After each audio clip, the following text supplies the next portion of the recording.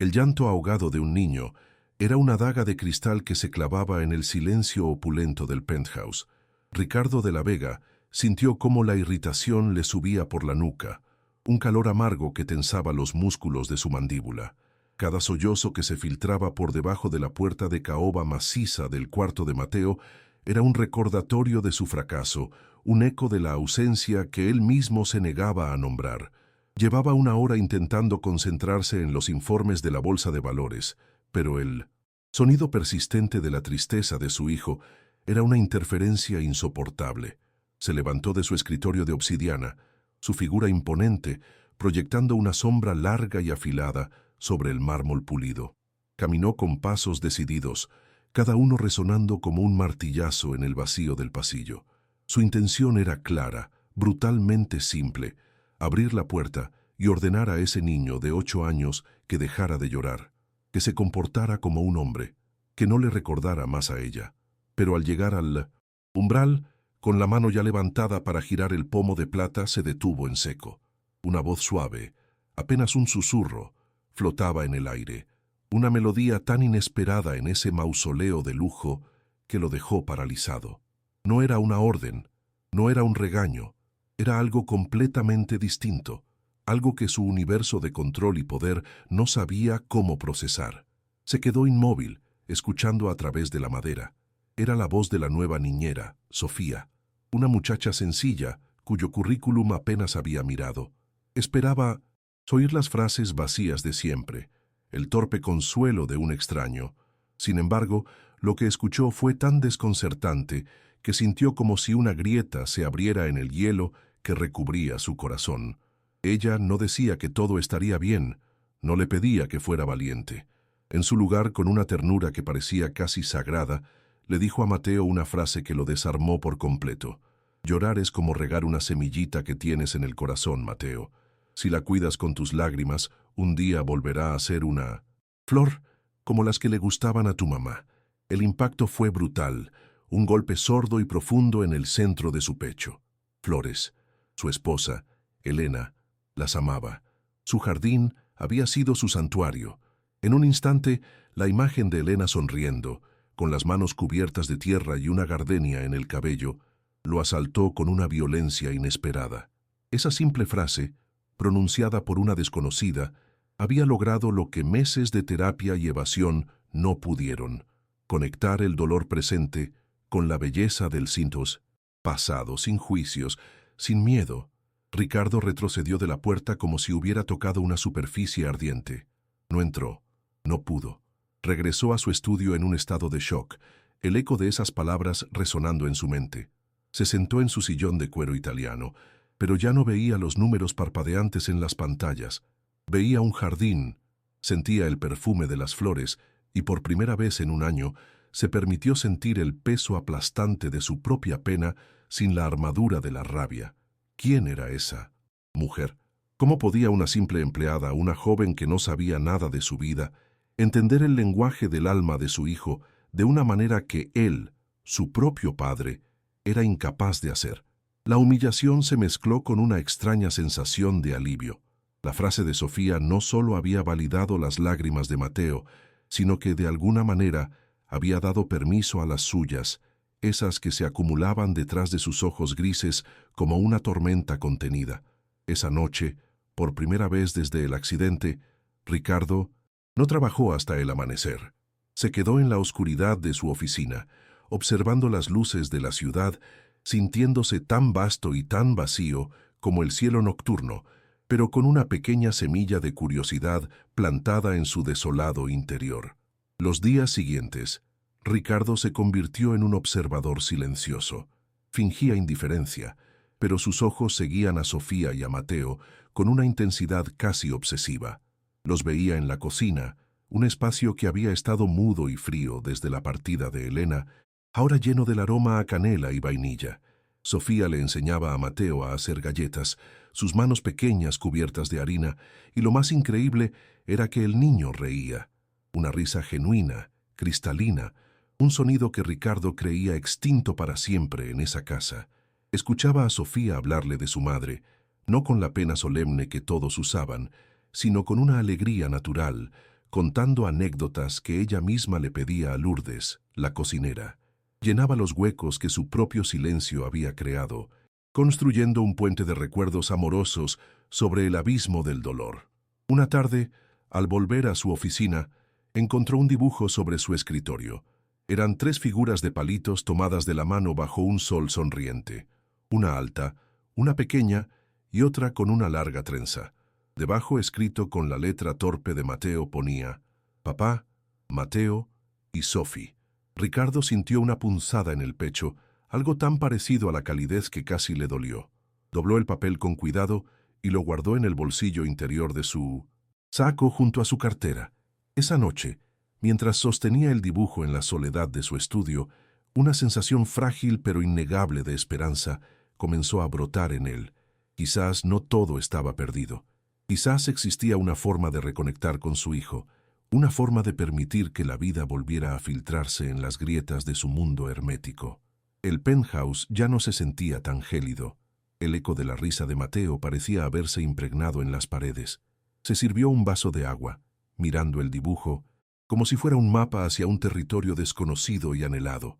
Fue entonces cuando el sonido de unos tacones afilados sobre el mármol rompió el encanto. Isabela, la hermana de su difunta esposa, entró sin anunciarse. Su rostro, una máscara de perfecta preocupación, y sus ojos de un azul helado recorriendo la estancia con desaprobación. Su mirada se detuvo en Ricardo y luego se desvió hacia el pasillo, justo cuando Sofía pasaba arropando a Mateo. Una sonrisa venenosa se dibujó en sus labios. «Ricardo, querido, ¿quién es esta mujer?», preguntó, su voz cortante como un témpano de hielo. «No puedes permitir que una extraña ocupe el lugar de mi hermana, y mucho menos en el corazón de su hijo». Las palabras de Isabela cayeron en la quietud del estudio como fragmentos de vidrio, afiladas y peligrosas. Ricardo sintió una oleada de furia helada, un instinto protector hacia Sofía que lo sorprendió por su intensidad. Pero debajo de esa rabia bullía algo más antiguo y oscuro: la culpa. Isabela siempre había tenido esa habilidad, la de hurgar en su herida con la precisión de un cirujano sádico, recordándole que, a pesar de sus miles de millones, de su imperio tecnológico y de su imponente figura, era un hombre fundamentalmente roto. Un viudo cuya existencia se había convertido en un monumento a la pérdida. La calidez que el dibujo de Mateo había encendido en su pecho se extinguió de golpe, reemplazada por el frío familiar de su fracaso. Se vio a sí mismo como lo que era: un millonario, solitario en una jaula de oro, un padre incapaz de conectar con su propio hijo, un hombre perseguido por los fantasmas de una noche lluviosa que le había arrebatado todo. La presencia de Sofía había sido un destello de luz inesperado, una posibilidad de algo diferente, y ahora Isabela estaba allí para apagar esa llama con el soplo gélido de la realidad, recordándole que él no merecía la paz. Desde el pasillo, Sofía sintió la tensión como una corriente eléctrica. La mirada de Isabela la había atravesado, despojándola de su profesionalismo y reduciéndola a una intrusa, una usurpadora. Creció en un orfanato donde aprendió a leer las dinámicas de poder en el silencio, a entender las jerarquías en una simple mirada, y los ojos de esa mujer elegante y fría le decían que ella no pertenecía a ese mundo, que su simple presencia era una ofensa. A pesar del miedo que le atenazaba el estómago, Sofía se mantuvo erguida, con esa dignidad silenciosa que había sido su única posesión durante toda su vida. Su herida no era la de una gran tragedia, sino la de 1000 pequeñas ausencias: la falta de un abrazo materno, la de un apellido que le diera un lugar en el mundo, la de un hogar que no fuera temporal. Por eso, su conexión con Mateo era tan visceral. En su soledad, ella veía el reflejo de la suya, y en su dolor, la oportunidad de ofrecer el consuelo que a ella siempre le fue negado. No quería el dinero de Ricardo de la Vega. Anhelaba algo infinitamente más valioso: la sensación de pertenecer. Ricardo se obligó a girar lentamente, su rostro una máscara de control impenetrable que había perfeccionado en innumerables salas de juntas. Su voz, cuando finalmente habló, fue un témpano de hielo. «Es la niñera de Mateo, Isabela, y está haciendo un excelente trabajo». Las palabras eran simples, pero el esfuerzo que le costó pronunciarlas fue monumental. Cada sílaba era una batalla contra el torbellino de imágenes que Isabela había desatado en su mente. El olor a metal retorcido, el sonido ensordecedor del silencio después del impacto, el tacto frío de la lluvia en su rostro mientras sostenía la mano inerte de Elena. Se sentía un impostor en su propia vida, un hombre que interpretaba el papel de un magnate poderoso mientras por dentro se desmoronaba. La soledad era su santuario y su castigo. Se había aislado para proteger a Mateo de su oscuridad, pero al hacerlo, lo había abandonado a la misma pena que lo consumía a él. Y ahora, esta mujer, Isabela, amenazaba con destruir el frágil puente que alguien más había comenzado a construir sobre ese abismo. Isabela arqueó una ceja perfectamente depilada. Su sonrisa condescendiente no vaciló. ¿Su trabajo? Ricardo, por favor. Un niño que ha perdido a su madre necesita estabilidad, estructura, no los cuentos de hadas de una empleada. Necesita estar rodeado de gente de su clase, gente que entienda el legado de Elena. Sus palabras eran seda envenenada, diseñadas para hacerlo sentir incompetente, para recordarle que él, con todo, su poder, no era suficiente para su hijo. El narrador omnisciente podría ver más allá de su falsa preocupación, directamente a la envidia y la codicia que anidaban en su corazón. Isabela siempre había resentido la felicidad de su hermana, su matrimonio con un hombre tan influyente. Ahora, con Elena fuera del camino, veía a Mateo no como un sobrino desconsolado, sino como una pieza de ajedrez, una llave para mantener su influencia y su acceso al vasto imperio de los de la Vega. Sofía era una amenaza, no para el bienestar del niño, sino para sus propios planes ambiciosos. Cada gesto de cariño de la niñera hacia Mateo era una afrenta directa a su control. La mirada de Ricardo se endureció, sus ojos grises perdiendo cualquier rastro de calidez y volviéndose del color de una tormenta inminente. «Tú no sabes nada de lo que esta casa necesita, Isabela. Vete». Su orden fue tan cortante y definitiva que incluso ella retrocedió un paso, sorprendida por la ferocidad en su voz. Mientras la veía desaparecer por el pasillo, con el eco de sus tacones resonando como sentencias de muerte, la defensa de Ricardo se derrumbó. Un recuerdo, tan vívido y doloroso que le robó el aliento, lo asaltó sin piedad. No era la imagen del accidente en sí, sino el instante justo antes. La luz de los faros de otro coche, la cara de Elena girándose hacia él, y en sus ojos, en esa fracción de segundo antes de que el mundo se hiciera pedazos, no había miedo, había algo más, una expresión de profunda tristeza, de resignación, casi como si estuviera esperando el final. Esa mirada lo había perseguido durante un año, un enigma insondable que convertía su culpa en una tortura sin fin. ¿Qué significaba? La pregunta quedó flotando en el aire, un fantasma que prometía que la verdad de aquella noche era mucho más oscura de lo que nadie podía imaginar. El veneno de las palabras de Isabela se quedó flotando en el aire mucho después de que ella se marchara, una niebla tóxica que contaminó la frágil paz que Sofía había comenzado a cultivar. Ricardo se sintió expuesto, como si su cuñada hubiera arrancado una costra de su herida más profunda, dejándola sangrar de nuevo.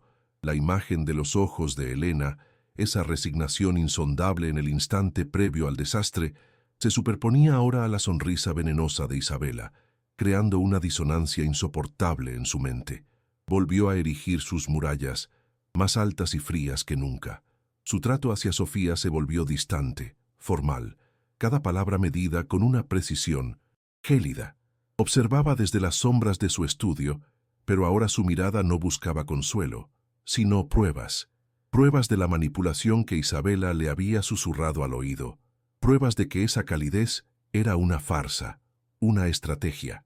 El penthouse volvió a sumirse en su silencio opulento, pero ya no era un silencio vacío, sino uno cargado de sospecha, un campo de batalla invisible donde la esperanza y la desconfianza luchaban a muerte en el alma de un hombre roto. Pasaron varios días bajo esa nueva capa de hielo. Mateo, con la infalible intuición de los niños, percibió el cambio en la atmósfera. Su risa se volvió más escasa, sus hombros se encorvaron de nuevo, como si el peso del luto hubiera regresado con doble fuerza. Sofía sentía la mirada de Ricardo como un juicio constante, una daga de hielo en su espalda, y aunque no entendía la razón de su repentina frialdad, se negaba a permitir que la oscuridad volviera a tragarse al niño. Una tarde, mientras Ricardo intentaba sin éxito concentrarse en un contrato multimillonario, un murmullo lo sacó de su trance. Provenía de la sala, un espacio que era casi un museo de muebles intocados. Se acercó con sigilo, el corazón latiéndole con una mezcla de ira y curiosidad. Allí estaban, sentados en la alfombra persa, Sofía y Mateo. Tenían abierto un pesado álbum de fotos con cubierta de terciopelo, el álbum de Elena, un objeto sagrado que nadie, ni siquiera él, se había atrevido a abrir en un año. La furia inicial, pura y blanca, le subió por la garganta. Estaba a punto de irrumpir, de gritarle que no tenía derecho, pero algo lo detuvo. Se quedó oculto en el umbral, un espectro en su propia casa, observando la escena que se desarrollaba ante él. Sofía no mostraba lástima. Con una delicadeza infinita, pasaba las páginas, su dedo trazando suavemente las figuras congeladas en el tiempo. Señaló una foto de Elena riendo a carcajadas en un campo de girasoles. «Mira, Mateo». Sus ojos brillaban igual que el sol. Y aquí, en la playa, su cabello parecía hecho de hilos de oro.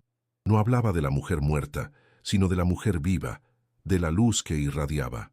Luego se detuvo en una imagen de Elena acunando a un recién nacido Mateo, su rostro, un mapa de amor puro.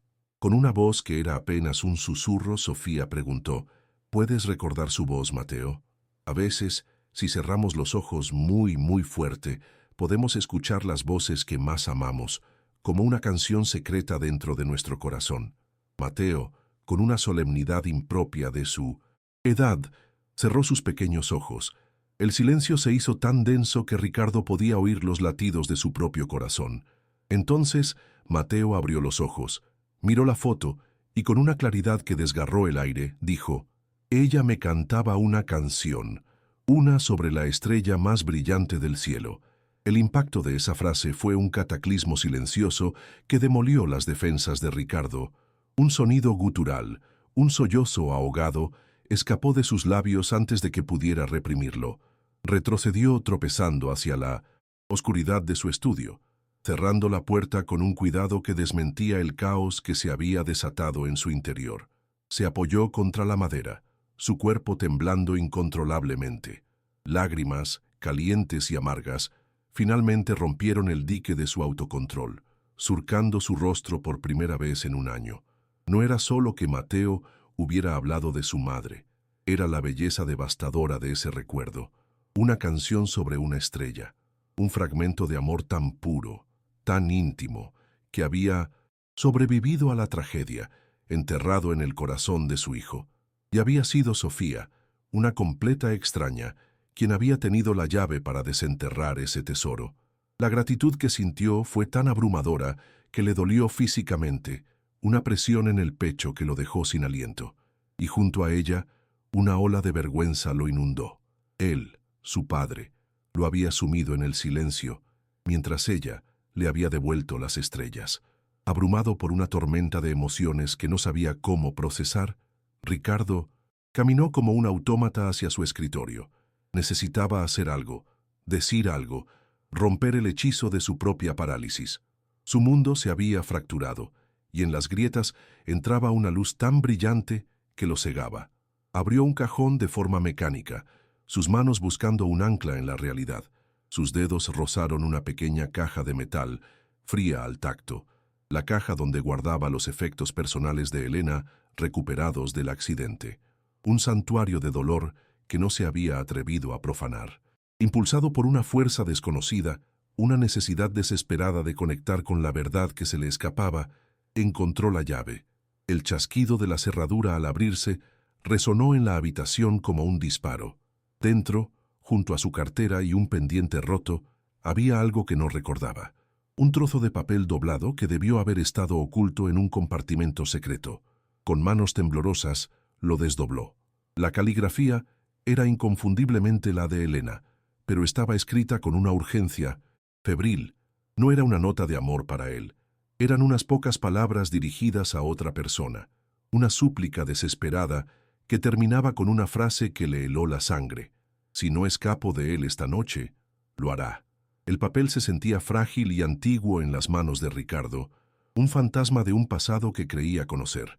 Las palabras de Elena, escritas con una caligrafía temblorosa y desesperada, eran fragmentos de vidrio que se clavaban en su cerebro, destrozando la narrativa de un simple y trágico accidente. Si no escapo de él esta noche, lo hará. ¿Escapar de quién?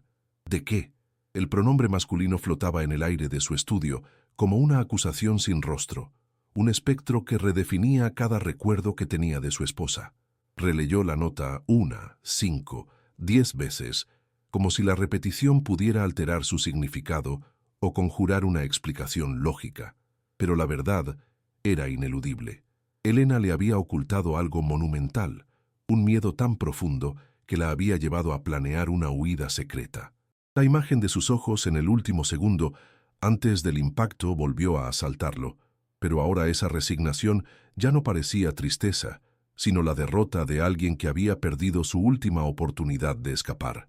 La culpa que lo había carcomido durante un año se transformó en un monstruo diferente, más oscuro y complejo, uno que susurraba que su ignorancia había sido cómplice de su muerte.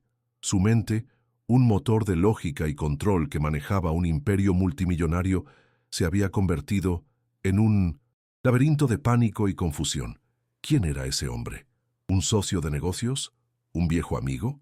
La idea de un amante cruzó su mente como un relámpago venenoso, pero la descartó casi de inmediato.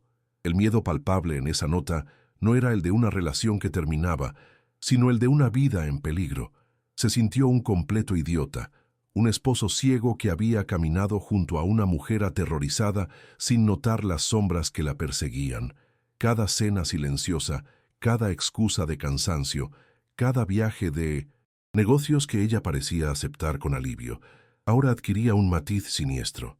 Él se había sumergido en su trabajo, usando el estrés como una excusa para su desconexión emocional, mientras ella, su brillante y vibrante Elena, se marchitaba en secreto a su lado. La soledad que él había cultivado como un escudo protector se reveló como la peor de las traiciones, un abandono que ahora le pesaba en el alma con la densidad del plomo fundido. El penthouse de lujo se sentía de pronto como la escena de un crimen del que no sabía nada. El timbre resonó en el silencio opresivo, un sonido agudo y demandante que lo hizo saltar. Por un instante irracional, esperó que fuera la policía, que de alguna manera hubieran descubierto su secreto y vinieran a arrestarlo por una negligencia que ahora le parecía criminal. Caminó hacia la puerta como un autómata, su cuerpo moviéndose por puro instinto, mientras su mente seguía atrapada en las palabras de Elena.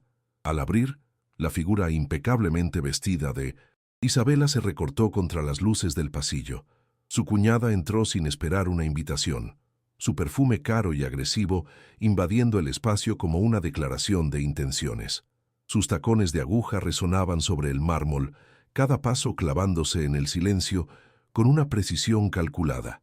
Su rostro mostraba una máscara de preocupación perfectamente ensayada, pero sus ojos azules, fríos y analíticos, recorrían el estudio, evaluando, juzgando, buscando cualquier signo de debilidad que pudiera explotar. Su presencia en ese momento se sintió como una profanación, una intrusión en el santuario de su recién descubierto horror. Ricardo, querido, te ves terrible. La voz de Isabela era seda, pero con un filo de acero apenas disimulado. He venido porque estoy preocupada, preocupada por Mateo. He oído cosas, ya sabes cómo habla el personal. Esta nueva niñera parece tener una influencia extraña sobre él. Ricardo apenas la escuchaba. El papel de Elena parecía quemarle en el bolsillo donde lo había guardado apresuradamente.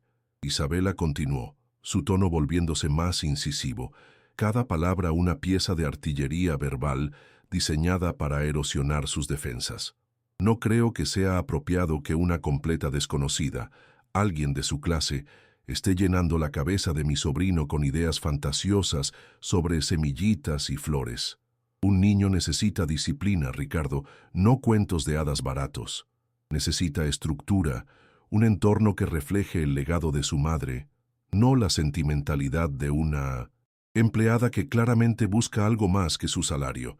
La acusación implícita era clara. Sofía era una oportunista, una usurpadora que se aprovechaba de la vulnerabilidad de un niño y la ausencia de su padre.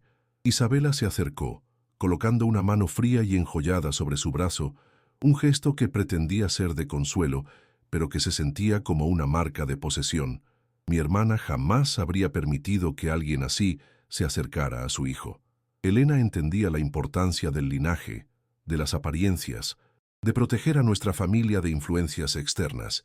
Esta chica, Sofía, no es más que una intrusa. No sabemos nada de ella, de su pasado, de sus verdaderas intenciones. ¿Realmente crees que su devoción es genuina? La gente como ella es experta en la manipulación, en encontrar las grietas en familias como la nuestra y abrirse paso. Está usando a Mateo para llegar a ti, Ricardo. Es tan obvio que duele verlo.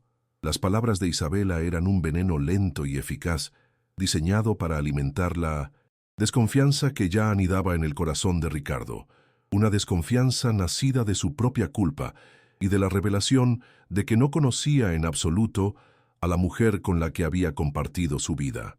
La duda comenzó a arraigarse en su mente, una maleza tóxica que amenazaba con ahogar la pequeña semilla de esperanza que Sofía había plantado. Mientras el veneno se destilaba en el estudio, en la habitación de Mateo reinaba una paz casi sagrada. Sofía acababa de terminar de leerle un cuento sobre un oso que buscaba las estrellas. La luz de la lámpara de noche creaba un halo dorado alrededor de su cabello trenzado mientras arropaba al niño, ajustando las mantas con un cuidado maternal.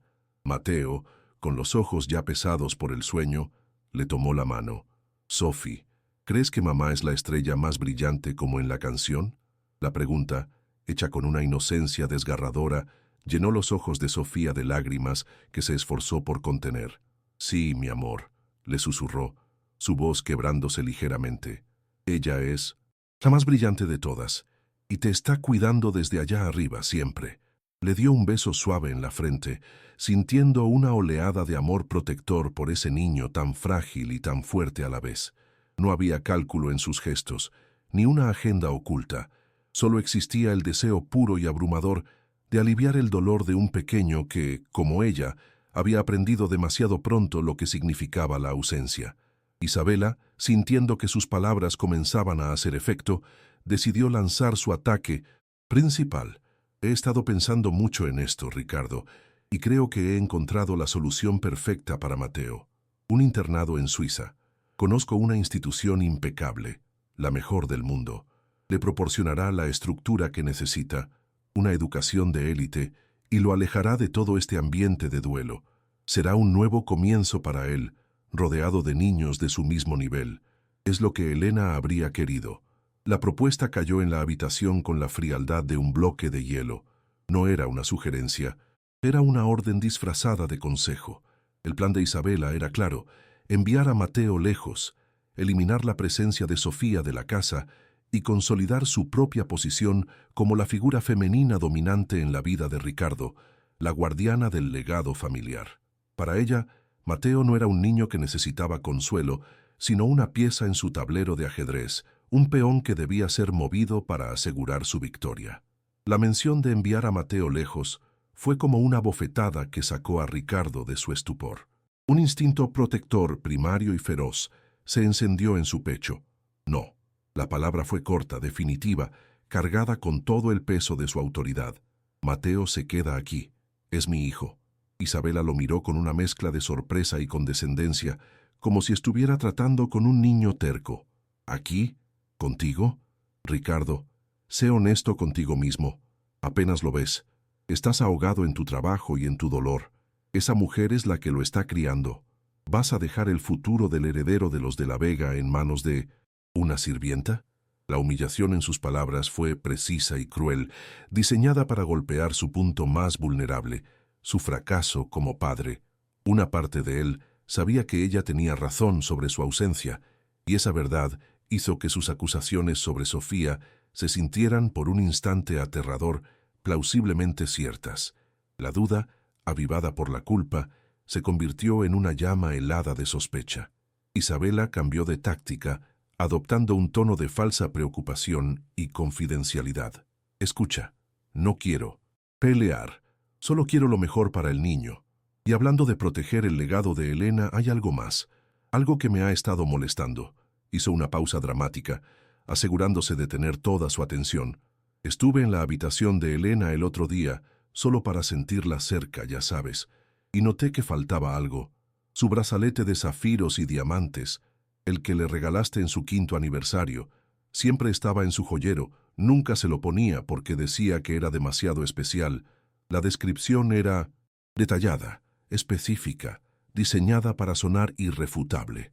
Ricardo sintió que el suelo se abría bajo sus pies. Recordaba perfectamente ese brazalete, una pieza exquisita que había costado una fortuna. La implicación de Isabela era tan clara como el agua. Una acusación directa envuelta en una capa de preocupación fingida.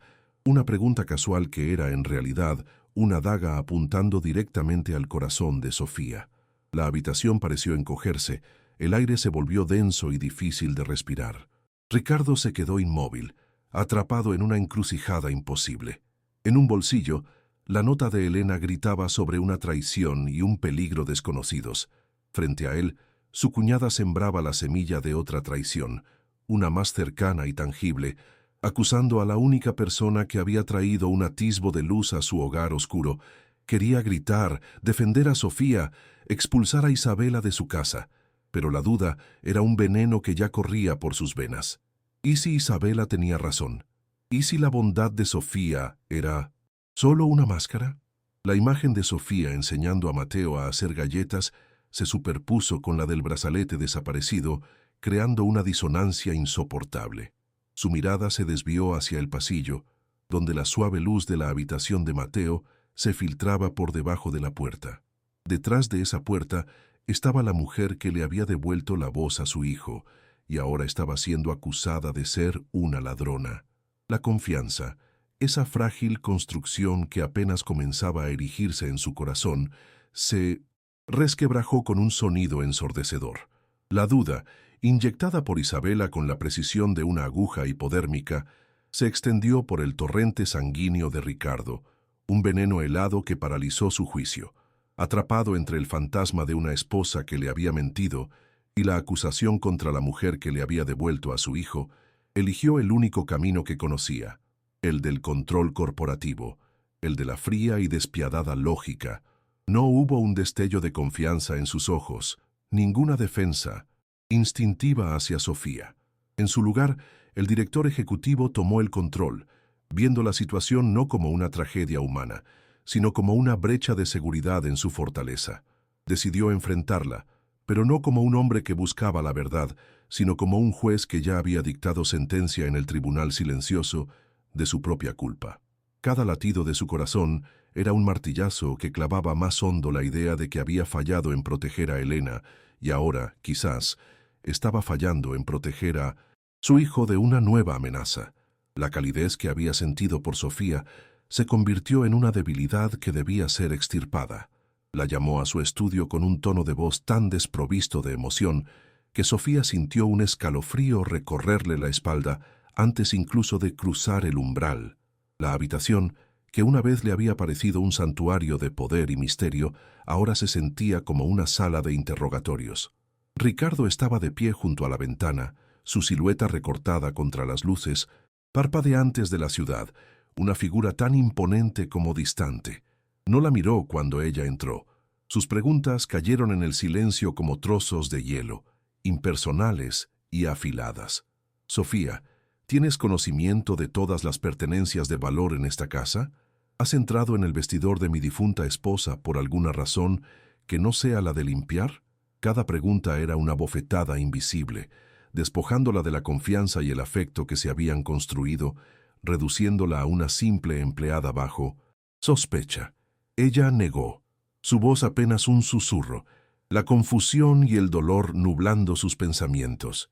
No entendía la fuente de esa frialdad repentina, de esa desconfianza que la apuñalaba directamente en el corazón. Fue entonces cuando Isabela entró, sin tocar, como una aparición inevitable. Su rostro era una máscara de tristeza fingida, pero sus ojos brillaban con un triunfo apenas contenido. Ricardo es demasiado decente para decirlo sin rodeos, pero yo no tengo esa limitación, dijo, su voz cortante como el cristal roto. Falta una joya muy importante de mi hermana, Sofía, un brazalete de zafiros que Ricardo le regaló. Estaba en su joyero, un lugar al que solo el personal de más alta confianza tiene acceso. La acusación directa, brutal y sin ambajes, le robó el aliento a Sofía. La humillación fue instantánea y abrasadora. Un fuego que le subió por el cuello y le quemó las mejillas. Miró a Ricardo, buscando en su rostro una pizca de duda, una señal de que él no podía creer tal cosa de ella, pero solo encontró una pared de granito, una expresión impenetrable que no ofrecía refugio ni consuelo.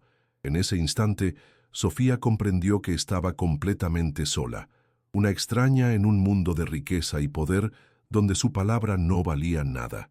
Con un suspiro teatral que pretendía ser de pesar, Isabela continuó: «No quiero creerlo, de verdad que no. Quizás fue un error, una confusión. ¿Por qué no revisamos tus cosas, querida? Solo para aclarar este malentendido». La propuesta era una trampa envuelta en seda, una invitación a su propia ejecución. Ricardo no dijo nada. Su silencio fue un consentimiento tácito, una abdicación de su responsabilidad que resonó en la habitación con más fuerza que cualquier grito. Sofía sintió que sus piernas se convertían en plomo. Seguir a Isabela por el pasillo de mármol pulido fue la caminata más larga de su vida. Cada paso era una tortura, el eco de sus zapatos sobre el suelo frío marcando el ritmo de su caída en desgracia. El penthouse, que había comenzado a sentirse como un hogar, se había transformado en un laberinto hostil, sus paredes silenciosas ahora testigos de su inminente destrucción. Sabía, con una certeza que le helaba los huesos, que no importaba lo que dijeran o hicieran, ella ya había sido declarada culpable.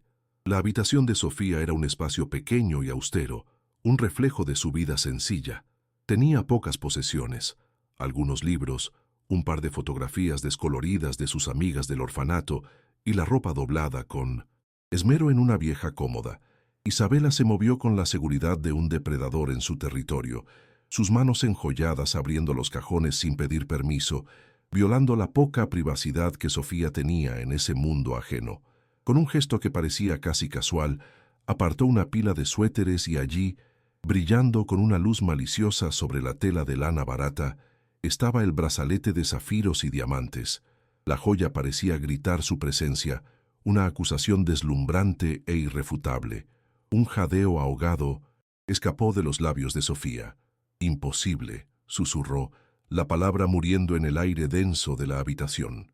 Miró el brazalete como si fuera una serpiente venenosa, luego al rostro impasible de Ricardo. Sus ojos una súplica desesperada para que viera la verdad, para que entendiera que aquello era una trampa cruel y perfectamente orquestada. «Señor de la Vega, yo jamás haría algo así. Tiene que creerme. Por favor». Su voz se quebró, las palabras tropezando unas con otras en su prisa por defender una inocencia que se desvanecía ante la evidencia plantada. Pero su ruego se estrelló contra el muro de silencio de Ricardo. Él no la miraba a ella, miraba el brazalete, y en su mirada había una mezcla de decepción y una extraña, casi perversa, confirmación de las advertencias de Isabela. Era más fácil creer en la traición de una extraña que enfrentar la complejidad de sus propios demonios y la verdad oculta en la nota de Elena. Isabela, por su parte, observaba la escena con una satisfacción helada. Su papel de víctima preocupada interpretado a la perfección. La desesperación comenzó a ahogar a Sofía, una marea negra que subía por su garganta. Se dio cuenta de que no había escapatoria. La habían acorralado, juzgado y sentenciado sin darle la más mínima oportunidad de defenderse, usando su bondad y su origen humilde como las armas perfectas para destruirla. Para completar la humillación, Isabela insistió en que el resto del personal fuera testigo. Con una crueldad calculada, llamó a Lourdes, la cocinera, y a otro empleado, para que vieran la prueba irrefutable de la traición de la niñera. «Quiero que todos en esta casa sepan a quién le abrimos las puertas», dijo. su voz resonando con una falsa autoridad moral. Sofía se quedó paralizada en el centro de su pequeña habitación, el foco de todas las miradas, sintiéndose desnuda, despojada de su dignidad. Vio la pena en los ojos de Lourdes, una solidaridad silenciosa que no podía expresarse con palabras, y la curiosidad morbosa en los del otro empleado. Fue el momento más bajo de su vida, una exposición pública diseñada para aniquilarla, para borrar cualquier rastro de respeto que hubiera podido ganarse. La sensación de injusticia era tan abrumadora, tan físicamente dolorosa, que sintió como si el aire le faltara, como si las paredes de su pequeño cuarto se estuvieran cerrando para aplastarla. Finalmente, Ricardo habló. Su voz, cuando llegó, fue la cuchillada final, fría y precisa. Empaca tus cosas. Tienes 10 minutos para salir de esta casa. El tono era el de un director general despidiendo a un empleado incompetente, no el de un hombre hablando con la persona que le había devuelto la risa a su hijo. No llamaré a la policía, continuó, como si le estuviera ofreciendo un acto de misericordia. Lo hago por Mateo. No quiero un escándalo que lo afecte. Esas últimas palabras fueron la tortura definitiva, usando al niño que ella amaba como una razón para su expulsión, convirtiendo su afecto por él en parte de su crimen. No hubo preguntas, ni una oportunidad para explicarse, solo una orden de destierro. La esperanza que había florecido en su corazón, esa pequeña y frágil semilla de pertenencia, fue arrancada de raíz y pisoteada sin piedad. El hombre al que había empezado a ver como algo más que un jefe, como un alma herida igual que la suya, la había desechado como si no fuera nada. El shock la envolvió en un manto de anestesia. No hubo lágrimas, solo un vacío helado que se instaló en su pecho. Se movió como una autómata, metiendo sus pocas pertenencias en una mochila raída. Dejó el brazalete sobre la cómoda, un artefacto maldito que no quería volver a tocar. Cada movimiento era mecánico, una forma de sobrevivir a los minutos que la separaban de la nada. Al salir de la habitación, pasó por delante del cuarto de Mateo. La puerta estaba cerrada. El impulso de abrirla, de darle un último abrazo, de explicarle algo que ni ella misma entendía, fue tan fuerte que casi la hizo tropezar, pero se contuvo. ¿Qué le diría? ¿Cómo podría contaminar su inocencia con una verdad tan sucia? Se llevó una mano a la boca para ahogar un sollozo que finalmente amenazaba con escapar. Se fue en silencio, sin mirar atrás, cruzando el umbral del penthouse y dejando atrás el único lugar que casi se había sentido como un hogar, y al único niño al que había amado como a un hijo. La puerta del ascensor se cerró con un sonido suave y definitivo, sellando su destino. Mientras descendía los 40 pisos, las luces de la ciudad que antes le parecían promesas, ahora se veían como ojos fríos e indiferentes. Salió al aire gélido de la noche de Polanco, una figura solitaria con una mochila al hombro y el peso de una acusación monstruosa sobre su alma. Miró hacia arriba, hacia la torre de cristal y acero que se alzaba contra el cielo oscuro, un monumento a la riqueza y a la crueldad que la había devorado y escupido. No tenía a dónde ir, ni un solo peso en el bolsillo que no fuera su último y magro salario. Estaba de vuelta en el punto de partida, una huérfana a la deriva en la inmensidad de la metrópoli, pero esta vez era peor. Esta vez no solo había perdido un trabajo, había perdido una familia. La desesperación la golpeó con la fuerza de un huracán, dejándola sin aire, sin futuro, completamente sola bajo las estrellas indiferentes. Todo estaba perdido. El silencio que se instaló en el penthouse tras la partida de Sofía no era de paz, sino de muerte. Era un vacío denso y pesado que se pegaba a los muebles de diseño y se arrastraba por los pasillos de mármol, un sudario invisible que lo cubría todo. Ricardo intentó volver a su trabajo, a la reconfortante y fría lógica de los números y las proyecciones financieras, pero las cifras danzaban sin sentido en las pantallas. Se repetía a sí mismo que había hecho lo correcto, que había extirpado un cáncer antes de que hiciera metástasis, protegiendo su hogar y el legado de su familia de una oportunista.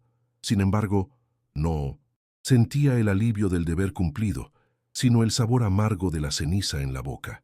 Isabela, por otro lado, se movía por el apartamento con una calma triunfal, reacomodando cojines y hablando de planes futuros, su presencia una celebración silenciosa de la victoria que acababa de obtener.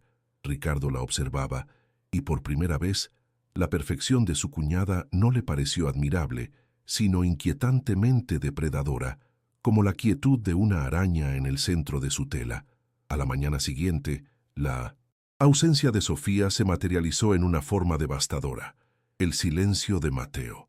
El niño no lloraba, no gritaba, no hacía berrinches. Simplemente se había apagado. Se sentó a la mesa del desayuno, pero no tocó la comida que Lourdes le sirvió con el corazón encogido.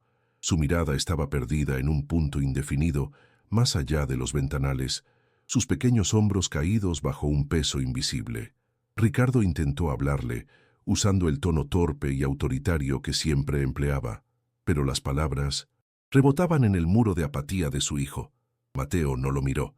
Era como si su alma se hubiera retirado a un lugar inaccesible, un exilio interior al que su padre no tenía ni la llave ni el mapa. La casa, que había comenzado a llenarse de risas y del aroma a galletas, había vuelto a ser un mausoleo, y el silencio de su hijo era ahora un grito mucho más ensordecedor que cualquiera de sus llantos anteriores. Ricardo sintió una punzada de pánico helado. Su solución drástica no había curado la herida. La había infectado. Isabela, ajena o indiferente al estado catatónico del niño, intentó llenar el vacío con su presencia avasalladora. Llegó a mediodía con bolsas de una exclusiva juguetería, desplegando robots programables y drones de última tecnología sobre la alfombra persa. Su voz era un torrente de alegría forzada, una melodía estridente y falsa en la atmósfera fúnebre de la casa. «Mira, Mateo, todo esto es para ti, y pronto estaremos en Suiza. Verás qué divertido, con la nieve y las montañas». Se arrodilló junto a él intentando ponerle un auto a control remoto en las manos, pero el niño se encogió, apartándose de su tacto como si quemara. Entonces, con una voz apenas audible, un susurro que fue como una aguja en el silencio, Mateo dijo una sola palabra: «Sophie». La sonrisa de Isabela se congeló por una fracción de segundo, y en sus ojos azules brilló un destello de pura y gélida irritación antes de que lograra ocultarlo de nuevo tras su máscara de tía abnegada. Pero Ricardo lo vio.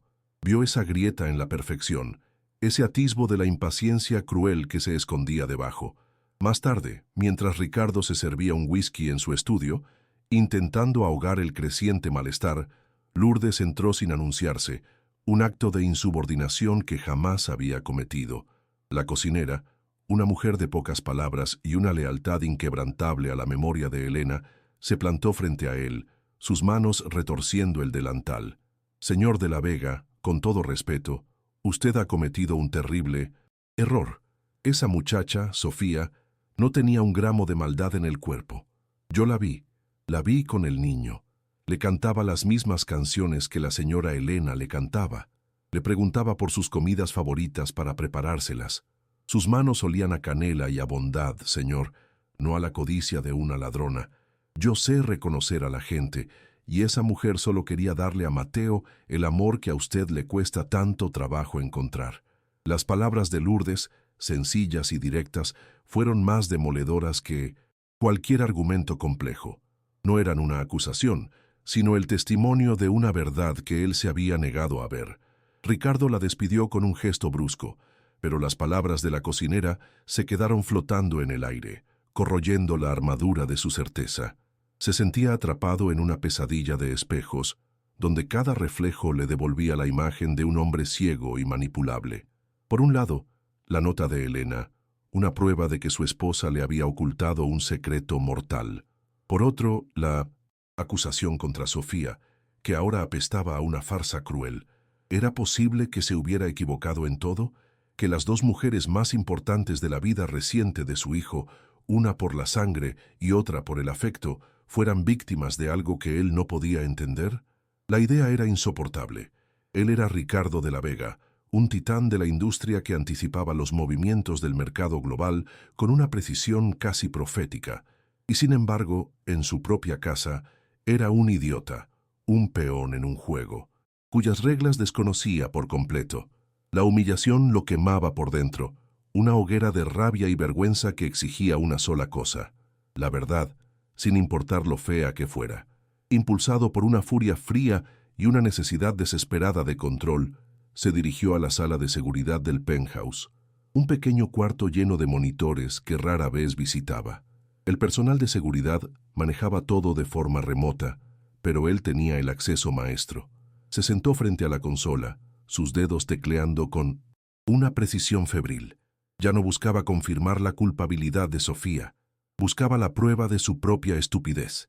Quería verla, quería que la tecnología le mostrara sin lugar a dudas el momento exacto en que había sido engañado. Comenzó a revisar las grabaciones del día de la acusación, sus ojos grises escaneando las imágenes en blanco y negro con una intensidad depredadora.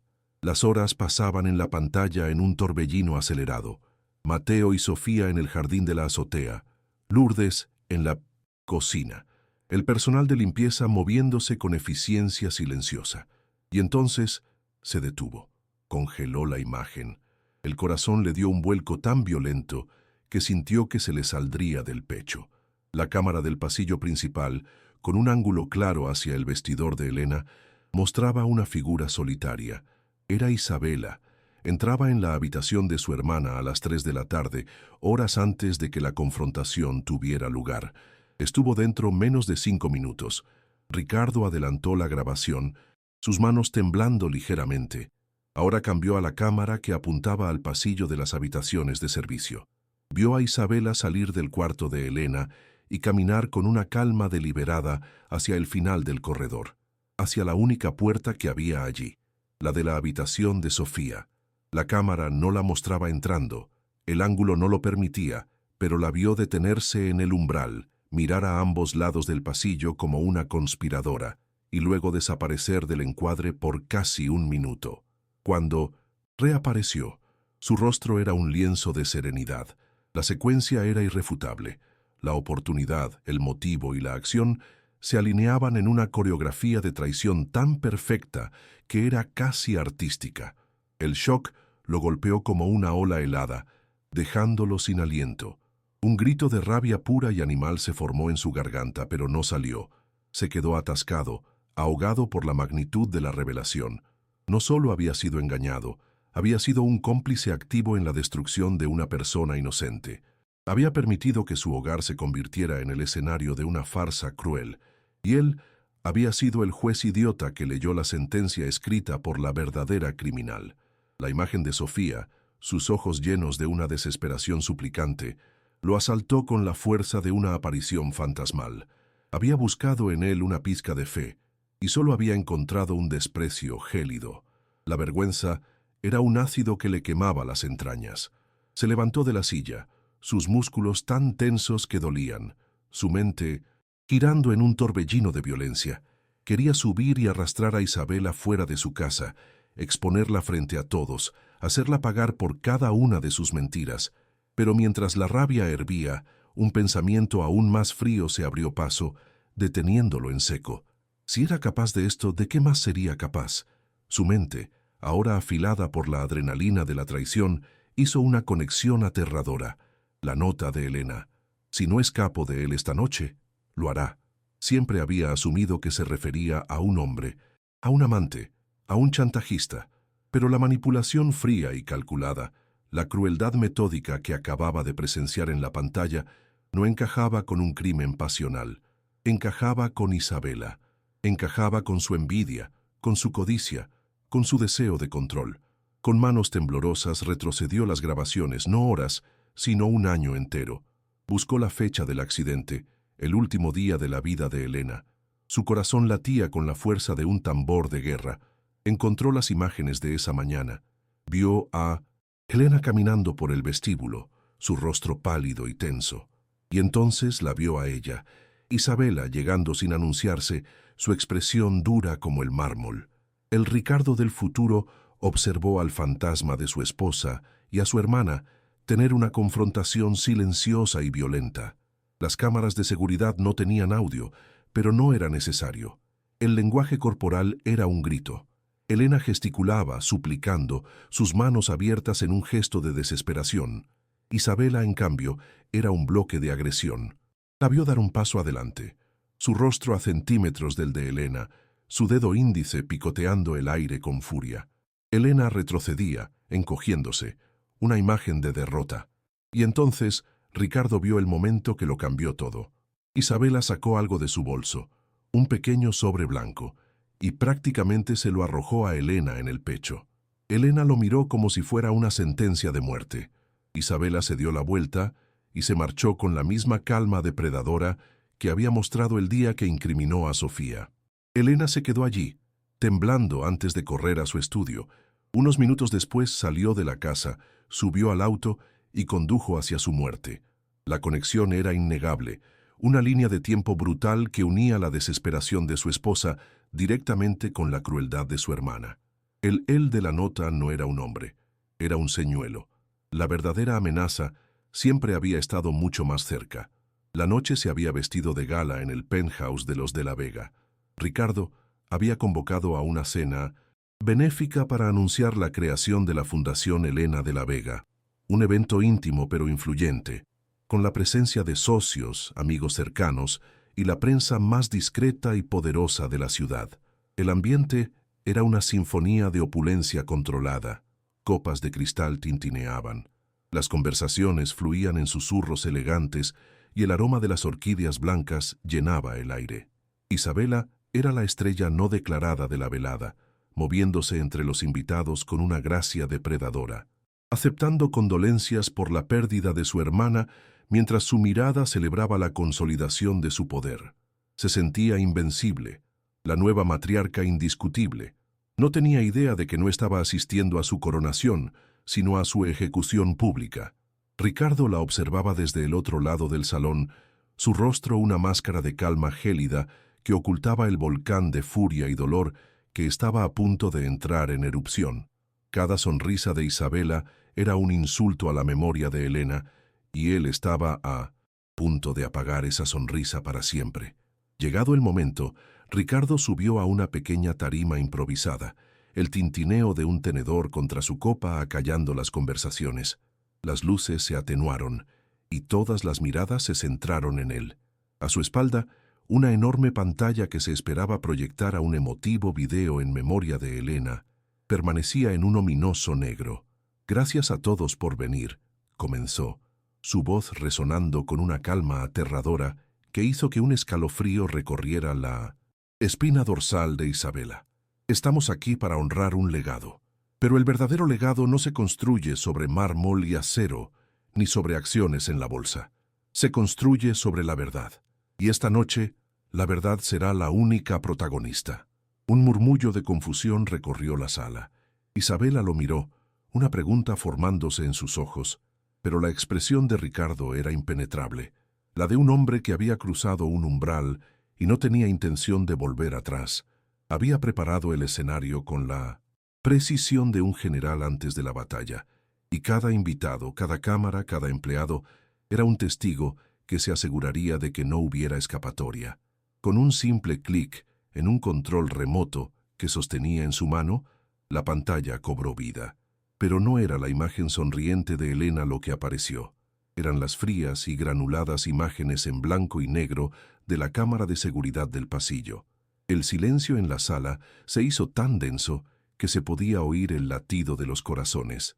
Los invitados observaron hipnotizados y horrorizados cómo la elegante figura de Isabela entraba en el vestidor de Elena para luego dirigirse con una calma escalofriante hacia la habitación de Sofía. La secuencia se repitió en cámara lenta, mostrando su mirada furtiva antes de desaparecer dentro del cuarto.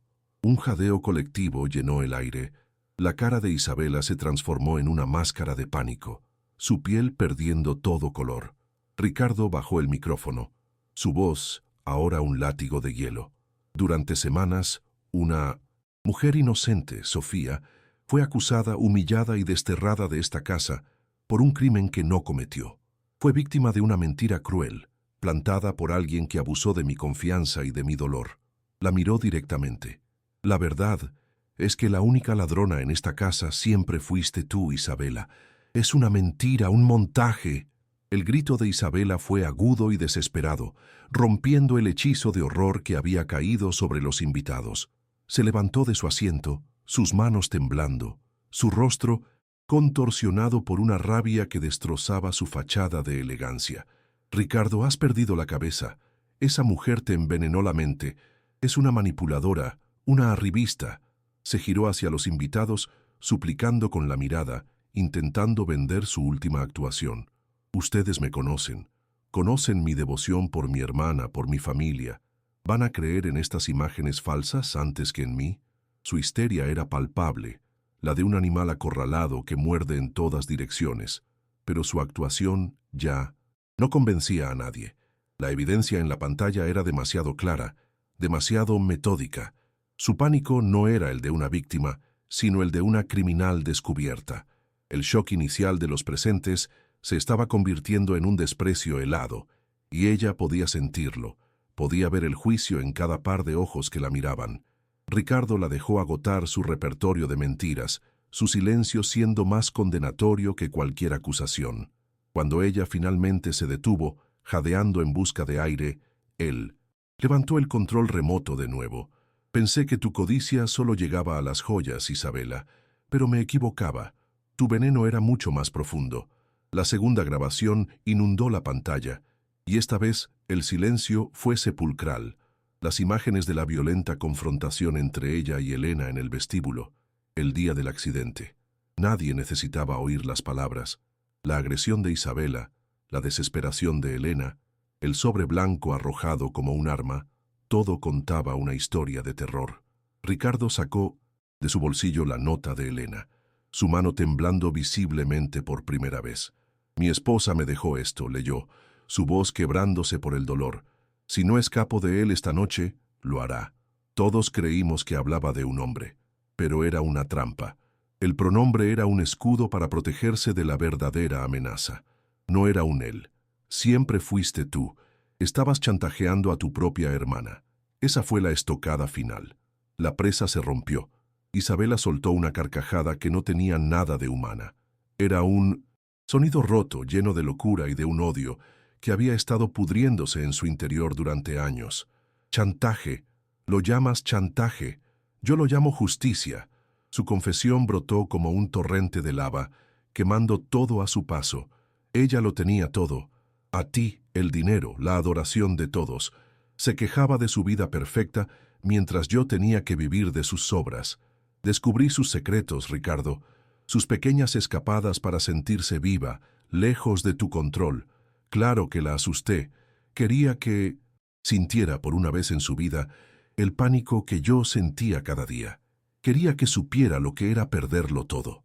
Los invitados retrocedieron como si su veneno fuera contagioso. La revelación de su monstruosidad fue un shock tan profundo que la opulenta sala pareció convertirse en la escena de un crimen, y todos eran testigos. Ricardo lo escuchó todo, cada palabra envenenada, confirmando la pesadilla que había descubierto. El dolor por la verdad de la vida de Elena fue una daga que se le clavó en el alma, pero sobre ese dolor una claridad de propósito se alzó, fría y absoluta. Ya no había rabia en sus ojos, solo un vacío infinito y una resolución de hierro. Cuando Isabela finalmente se quedó sin aliento, su rostro bañado en lágrimas de furia y autocompasión, Ricardo dio un paso al frente. Su voz fue apenas un susurro, pero cortó el aire como una navaja. «Seguridad», la llamó, y dos hombres de traje oscuro aparecieron a su lado como sombras. «Sáquenla de mi casa. Asegúrense de que recoja sus pertenencias y no vuelva a poner un pie en esta propiedad nunca más. Desde este momento, Isabela, estás muerta para mí y para mi hijo. No existes». La orden fue tan final, tan desprovista de emoción, que fue más aterradora que cualquier grito. Fue un borrado completo, una aniquilación social ejecutada frente a la élite de la ciudad. Isabela gritó, luchó, pero los guardias la tomaron por los brazos con una eficiencia impersonal y la arrastraron fuera del salón, sus insultos y amenazas resonando por los pasillos de mármol hasta que la puerta principal se cerró, cortando su voz para siempre. Un silencio aturdido se apoderó de la sala. Los invitados, atrapados entre el horror del espectáculo y la vergüenza de ser testigos comenzaron a dispersarse en un murmullo de excusas, ansiosos por escapar de la atmósfera tóxica. El evento se había disuelto. La fundación había nacido bajo el signo del escándalo más grande que su círculo social hubiera visto en décadas. Lourdes, la cocinera, observaba desde una esquina, sus mejillas húmedas por lágrimas silenciosas, lágrimas de justicia por Sofía, de tristeza por Elena y de un atisbo de esperanza por el hombre roto que finalmente había abierto los ojos. La máscara de Ricardo de la Vega se había hecho añicos frente a todos, y lo que quedaba era un hombre vulnerable, expuesto y completamente solo en medio de las ruinas de su vida. En medio del caos silencioso de los invitados que huían, la mirada de Ricardo buscó una sola cosa, un solo ancla en su mundo destrozado. Mateo estaba de pie en el umbral del pasillo, sostenido por la mano de Lourdes, sus ojos grandes y abiertos, habiendo presenciado el final del cataclismo. Ricardo ignoró a todos los demás, cruzando el vasto salón como si caminara a través del agua. Se arrodilló frente a su hijo, una acción que nunca antes había hecho, reduciendo su imponente figura al nivel de un niño de 8 años. Las lágrimas que había contenido durante un año finalmente se derramaron, surcando su rostro sin vergüenza.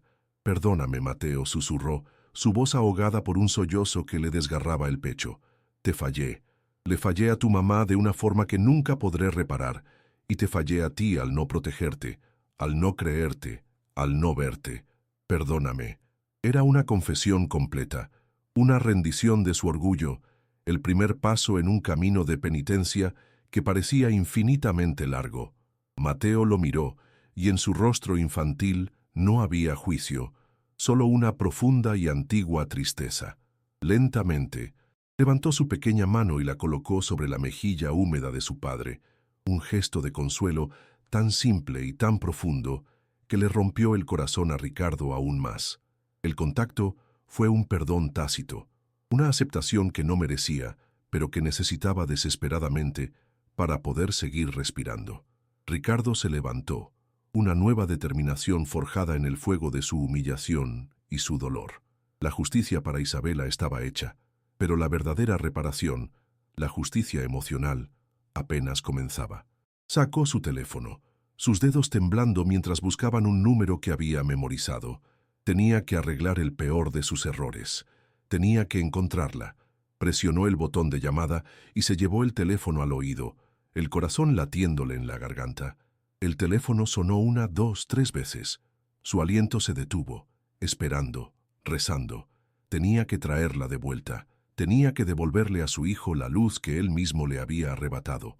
La llamada se cortó, saltando a un buzón de voz tan impersonal como un abismo. Ricardo sintió que el suelo se le abría bajo los pies, un pánico helado que amenazaba con devorarlo.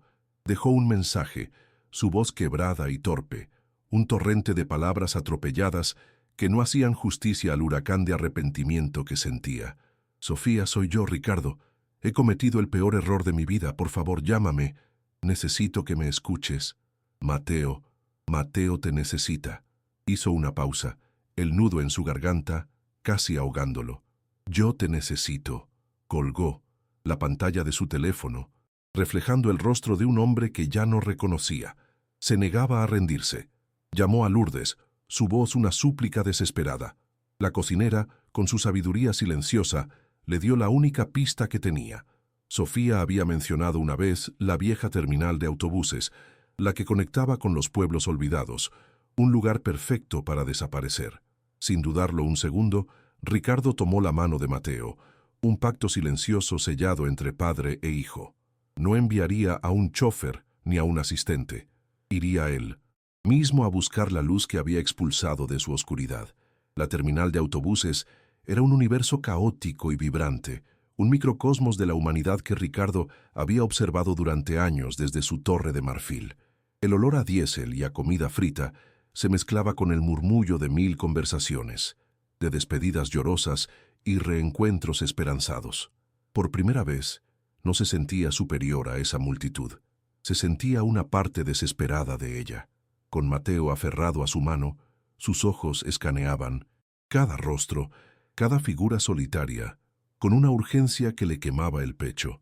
El miedo a no encontrarla era una bestia que le roía las entrañas, y entonces la vio. Estaba sentada en una banca de plástico naranja, su pequeña mochila a sus pies, mirando el panel de salidas con una resignación que le partió el alma. Parecía más pequeña, más frágil, una isla de quietud en medio del torbellino humano. Se acercó con un cuidado infinito, temiendo que el sonido de sus pasos la hiciera huir. Sofía susurró su nombre, y la palabra se sintió como una oración. Ella se giró, el shock en su mirada dando paso a un dolor profundo y amurallado. Se puso de pie, lista para desaparecer de nuevo. Pero antes de que pudiera dar un paso, un pequeño proyectil de amor se lanzó hacia ella. «Sophie». El grito de Mateo atravesó el bullicio de la estación, un sonido puro y desgarrador que hizo que varias cabezas se giraran. El niño se abrazó a sus piernas con la fuerza de quien se aferra a un salvavidas en medio de un naufragio, su rostro enterrado en la tela de su abrigo. Sofía se quedó paralizada por un instante, y luego, por puro instinto, sus brazos rodearon al niño, su cuerpo entero temblando mientras un sollozo se escapaba de sus labios. Ricardo se detuvo a unos pasos de distancia, dándoles su espacio, sintiéndose un intruso en la escena sagrada de ese reencuentro. Verlos juntos, la forma en que el cuerpo de Sofía se amoldaba protectoramente alrededor de su hijo, fue la prueba final e irrefutable de su monumental estupidez. Había destrozado a las dos personas que más lo necesitaban, y ahora se encontraba ante ellas, despojado de su poder, de su arrogancia, de todo, excepto de un arrepentimiento tan vasto como el océano. Cuando finalmente se atrevió a hablar, su voz era la de un hombre roto. «No hay palabras, Sofía. No hay nada que pueda decir que borre la crueldad de lo que hice. Fui un cobarde. Dejé que mi dolor y mi culpa me convirtieran en un monstruo, y tú pagaste el precio. Te humillé, te juzgué y te deseché de la peor manera imaginable, y tendré que vivir con esa vergüenza por el resto de mi vida». Sus ojos, antes tormentas de acero, ahora eran un mar de vulnerabilidad. «No te pido que me perdones, no tengo ese derecho. Solo te pido que nos des una oportunidad, la oportunidad de enmendar el daño, de reconstruir lo que rompí. Esta casa no es un hogar sin ti, Mateo no puede sanar sin ti, y yo no quiero seguir siendo el hombre que era antes de conocerte». De su bolsillo sacó el dibujo arrugado de Mateo, el pequeño papel ahora un símbolo sagrado de todo lo que estaba en juego. Lo extendió hacia ella, una ofrenda frágil. «Esto es lo único real que he tenido en mucho tiempo. Por favor, vuelve a casa con nosotros». 2 años después, el penthouse era un lugar transformado. Las frías superficies de mármol estaban salpicadas de juguetes y libros, y en la puerta del refrigerador de acero inoxidable colgaban docenas de dibujos con imanes de colores. El aire olía a hogar, a galletas recién horneadas y a la paz que nace de las heridas sanadas. Ricardo, Sofía y un Mateo radiante de 10 años se encontraban en la inauguración de la Casa Elena, el primer hogar de acogida financiado por su fundación. Sofía, como directora, había volcado su alma en el proyecto, convirtiendo su propio pasado de abandono en un faro de esperanza.